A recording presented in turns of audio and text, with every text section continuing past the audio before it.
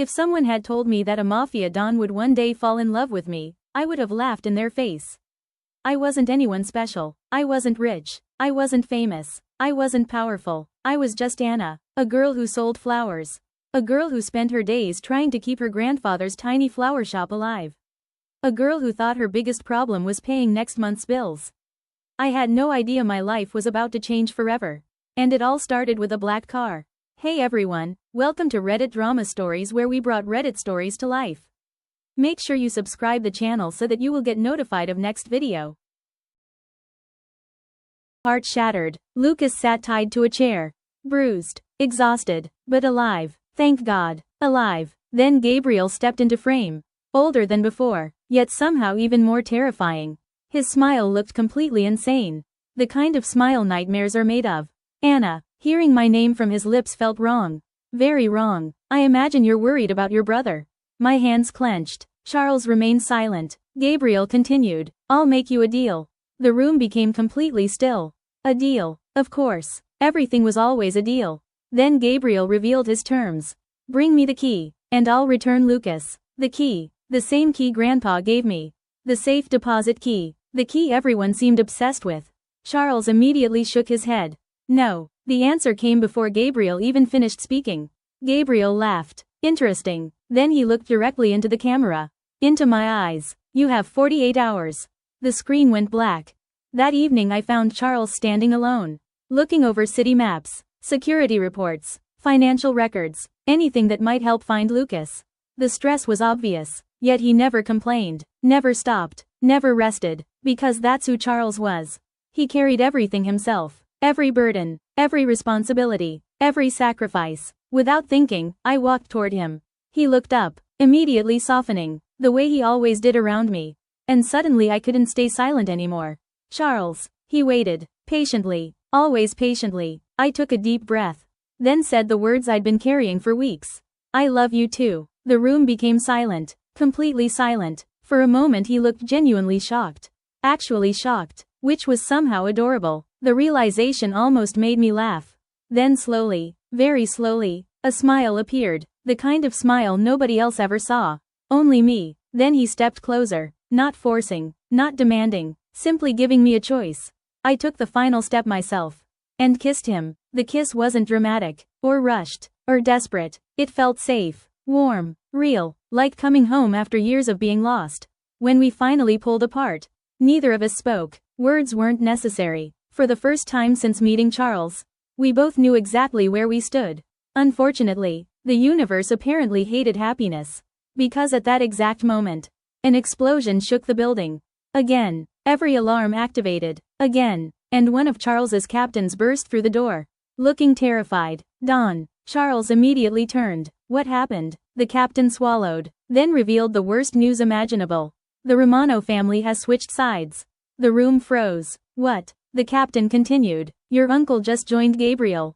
Everything stopped. The betrayal felt impossible. After everything, after every conversation, every warning, every truth, my uncle had betrayed us.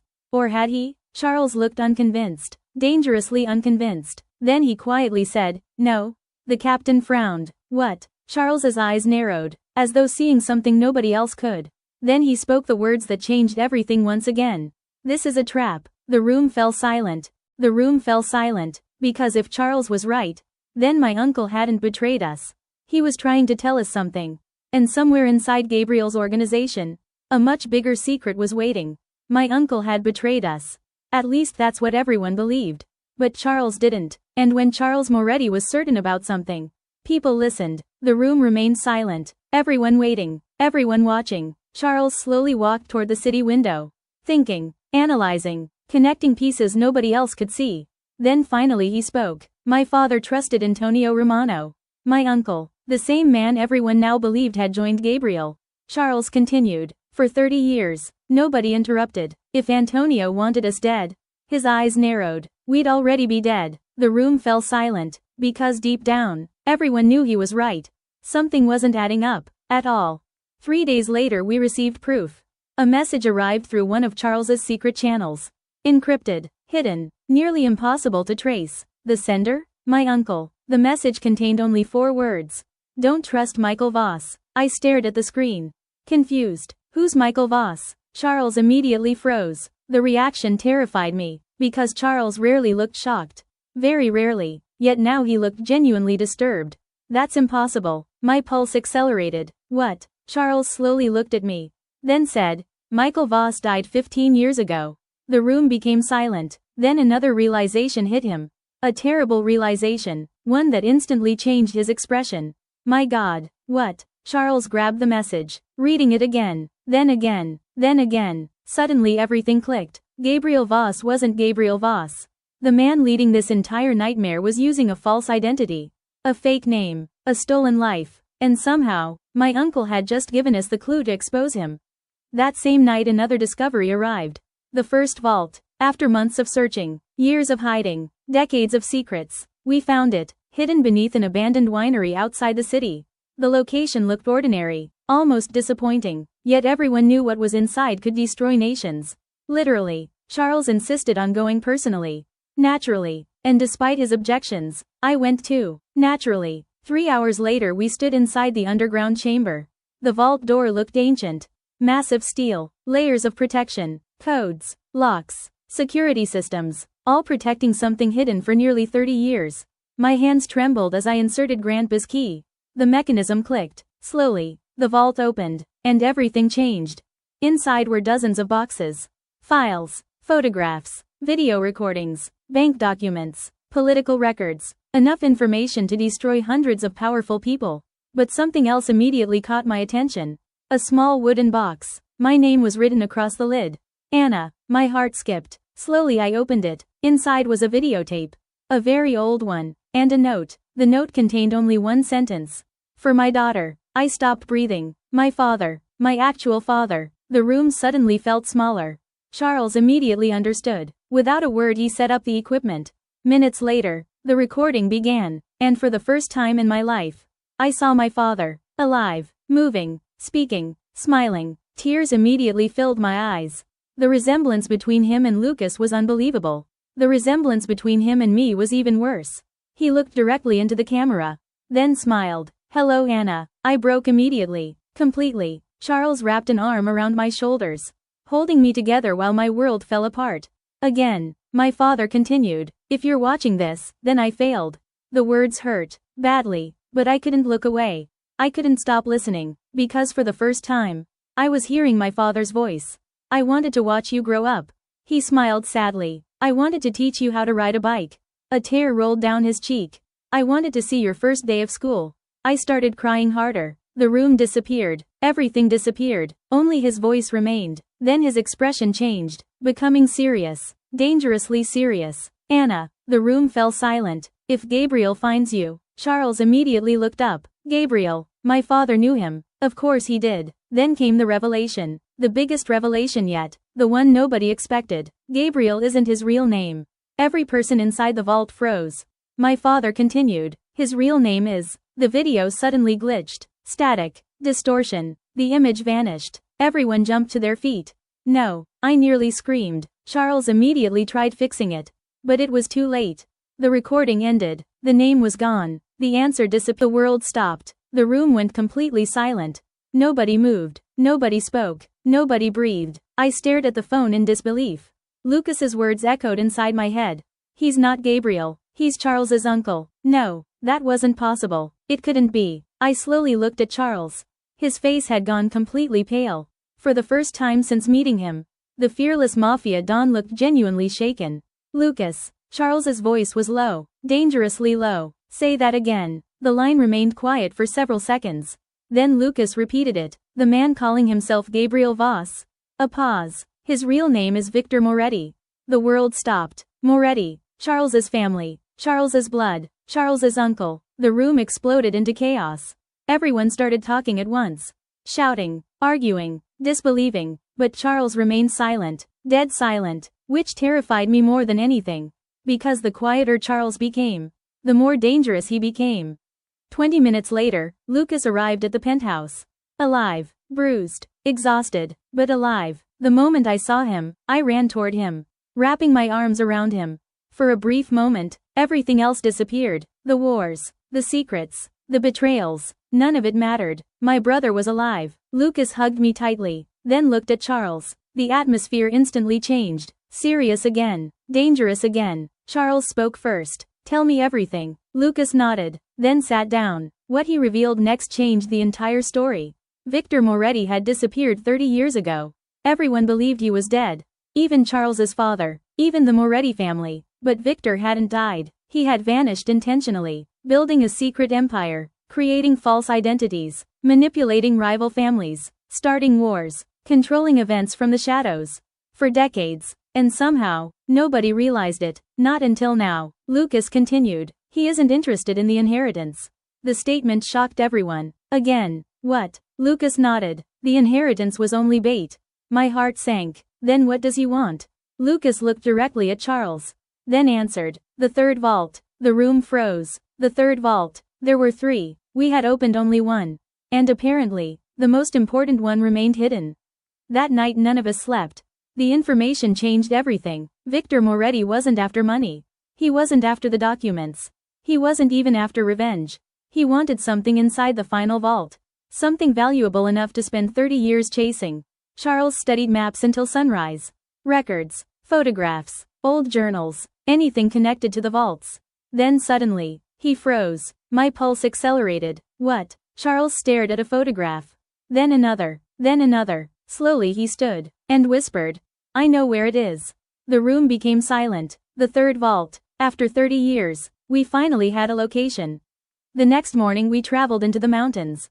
Hours from the city, deep into remote countryside. The location surprised everyone. An abandoned monastery. Ancient, forgotten, hidden. Exactly the kind of place nobody would search.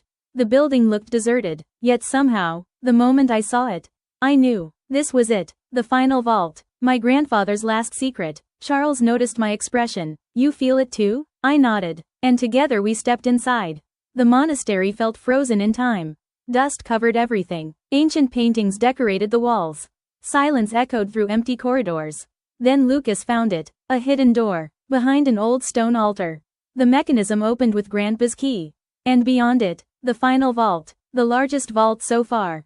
By far. Everyone stared, waiting. Charles inserted the key. The lock clicked. Slowly, the door opened. And inside, we found the truth.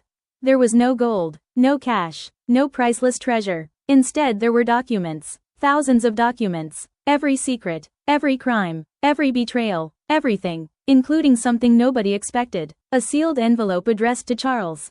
His hands trembled as he opened it. Inside was a letter from his father. Charles, if you're reading this, Victor has already returned. The words immediately caught everyone's attention. Charles continued reading. Your uncle was never interested in power. He was interested in ownership. Ownership of everything. The Moretti family, the Romano family, the businesses, the politicians, the networks. He wanted control over all of it.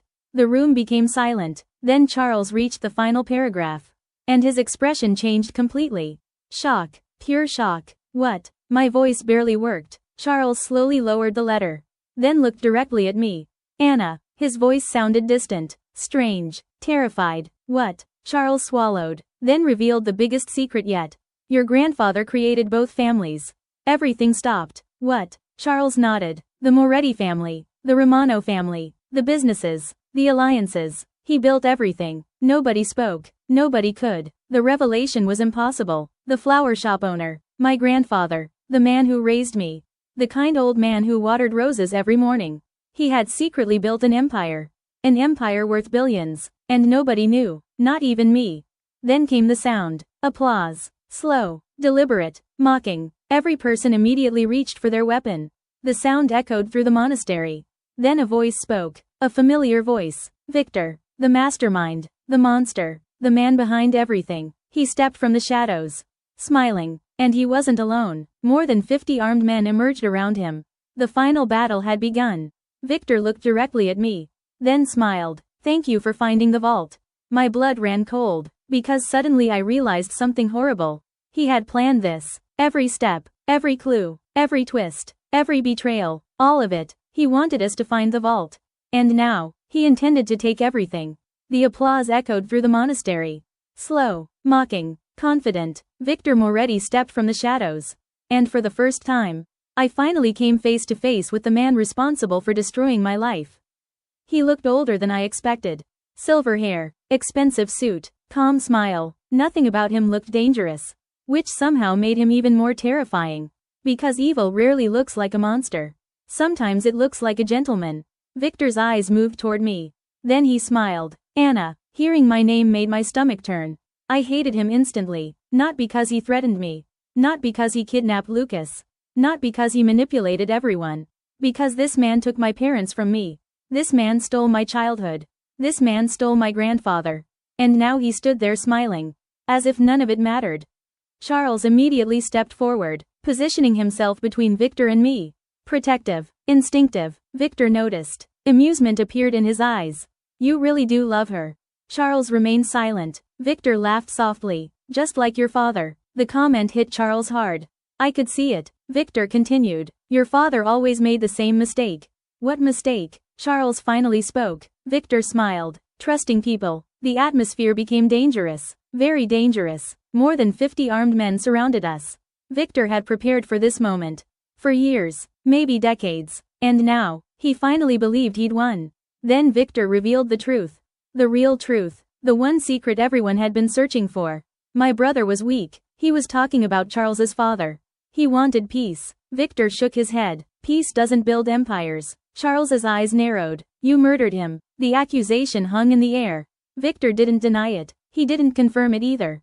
Instead he smiled. And somehow, that was worse. Then Victor looked at me. Your father made the same mistake. My entire body froze. Victor continued. He thought exposing corruption would change the world. His smile disappeared. It doesn't. The room became silent. Then came the confession. The one I'd waited my entire life to hear. I ordered it. My breathing stopped. Everything stopped. Victor looked directly into my eyes. And said, I ordered your father's death. 23 years of pain exploded inside me. I couldn't think. Couldn't move. Couldn't breathe. I wanted to scream. Wanted to cry. Wanted to destroy him. Instead I stood frozen. Because hearing the truth hurt more than not knowing. Then something unexpected happened. My uncle Antonio stepped forward. Victor immediately frowned. Antonio. For the first time all day. Victor looked uncomfortable. Actually uncomfortable. Antonio smiled. A very dangerous smile. You always talk too much. Victor's expression darkened. Then Antonio revealed something nobody expected. You forgot one detail. Victor's smile vanished. What detail? Antonio looked directly at me. Then at Lucas. Then at Charles. Finally he said, the empire never belonged to you.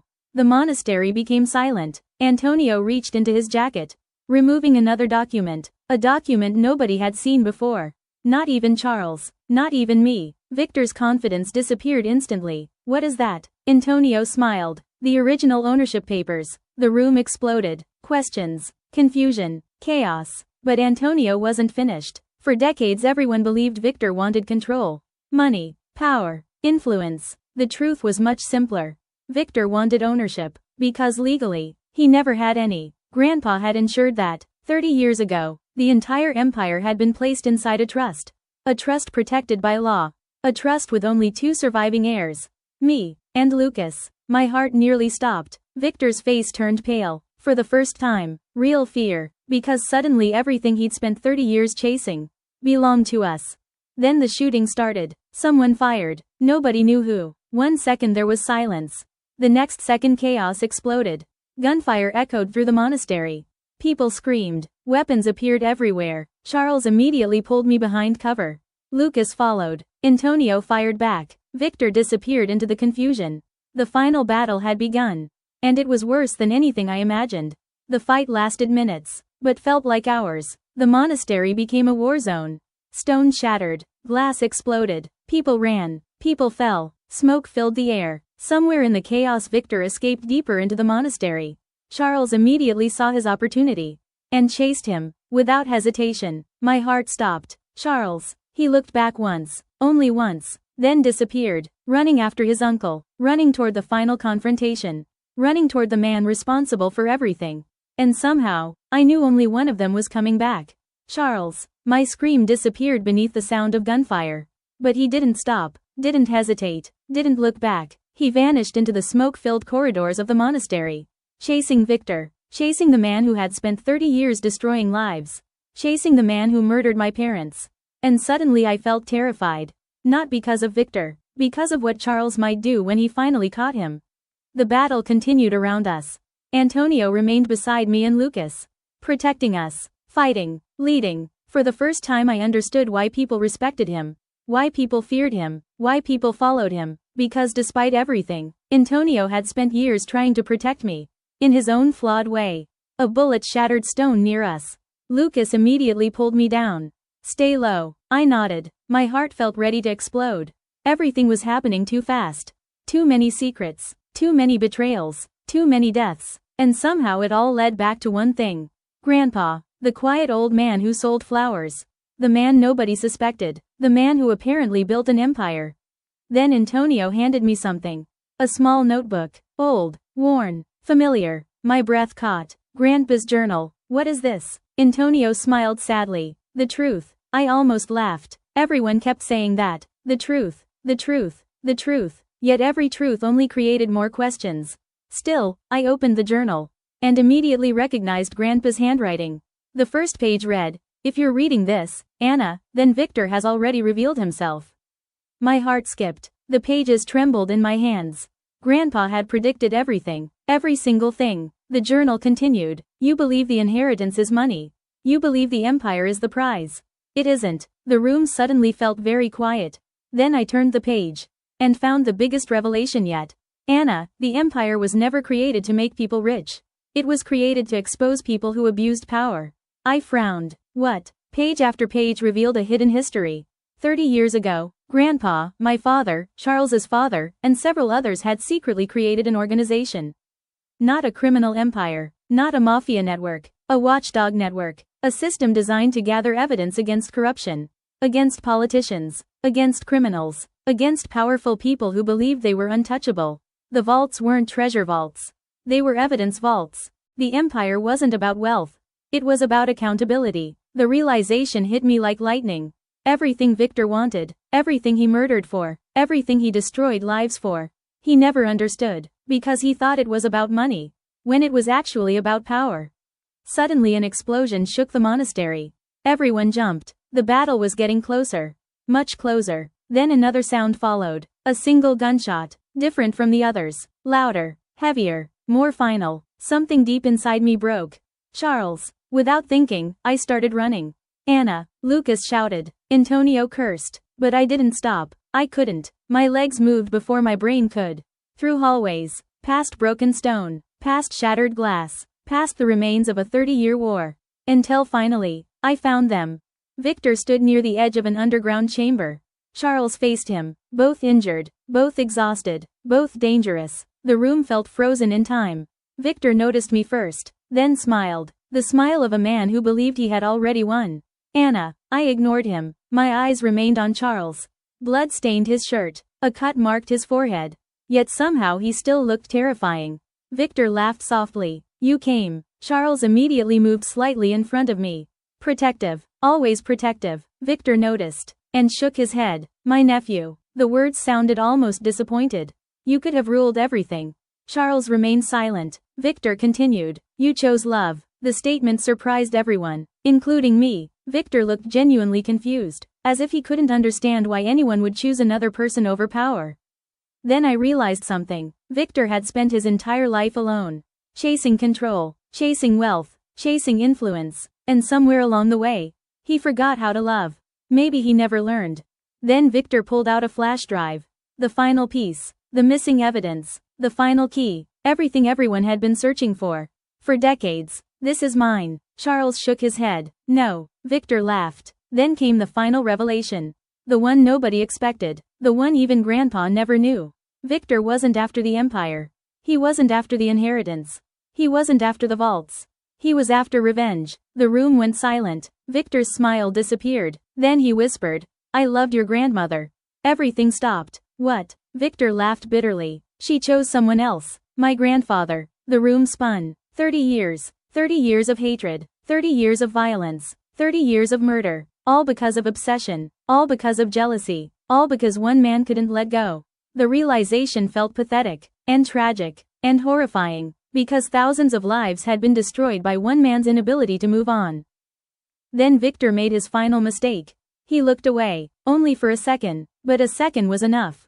Antonio appeared from behind. The gunshot echoed through the chamber. Victor froze. The flash drive slipped from his hand. Then slowly, he collapsed. Silence filled the room. 30 years. Gone. Just like that. The mastermind. The monster. The man who destroyed everything. Finally defeated. Nobody celebrated. Nobody cheered. Nobody smiled. Because victory felt strangely empty. My parents were still gone.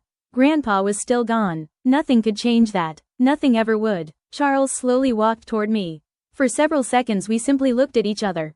No words. No speeches. No dramatic declarations. Just relief. Pure relief. Because after everything, we were both still alive. And somehow, that felt like enough. For now. For several moments after Victor fell. Nobody moved. Nobody spoke. 30 years of secrets. 30 years of betrayal. 30 years of bloodshed. And it ended with silence. The chamber felt strangely empty. As if the monster who had haunted everyone's lives had taken part of the darkness with him. I looked at Charles. He looked exhausted. Not physically. Emotionally. Because Victor wasn't just an enemy. He was family. And no matter how evil someone becomes, watching family destroy itself always hurts. Hours later we returned to the city. The war was over. News channels exploded with reports. Arrests. Investigations. Political scandals. Corruption. Everything hidden inside the vaults began reaching authorities.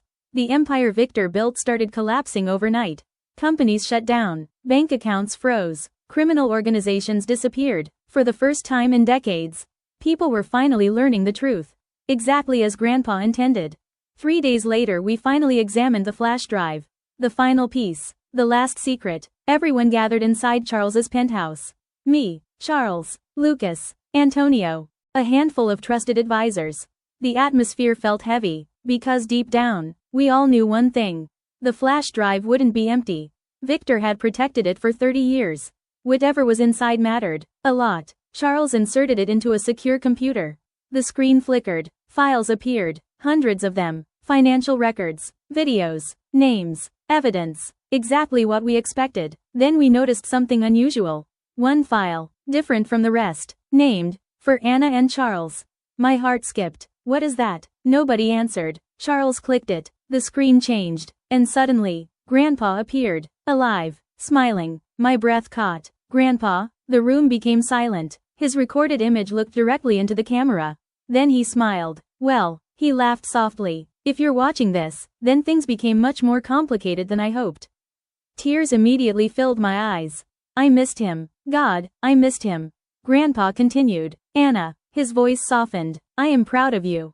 The words shattered me. Because all I wanted was one more conversation. One more hug. One more day. Grandpa then surprised everyone, including me. He looked directly into the camera. Then said, Charles. Charles froze. For the first time in hours. For the first time in days. His expression completely changed. Grandpa smiled warmly. If Anna trusts you. He paused. I trust you too. The room became silent. Charles looked away immediately, almost as if the words hurt. Grandpa continued. I knew your father. A small plaque stood near the entrance. Dedicated to Grandpa. Every morning fresh flowers decorated the front.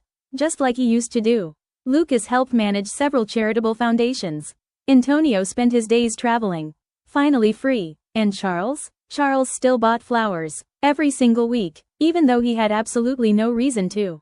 One afternoon I caught him carrying another bouquet.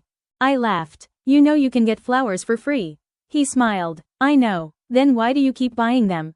The same question I'd asked years ago. Back when he was just a mysterious stranger in a black car. Back when neither of us knew what was coming. Charles looked at me, the same way he always did. Then smiled. Because it's how I met you. My heart melted, just like every time before. That evening we stood outside the flower shop together. Watching the sunset. Watching people laugh. Watching life continue. Peacefully. Finally peacefully. I thought about my parents. About Grandpa. About everything we'd lost. Then I thought about everything we'd gained. Family. Hope. Love. A future. Charles slipped his hand into mine. And for the first time in years, the future didn't scare me. Because whatever happened next, we would face it together. And subscribe for more Reddit drama stories every week. Stay tuned for the next video because the story has the unexpected plot twist you wouldn't believe. Also, what would you have done in Anna's situation? Let me know in the comments. Until then.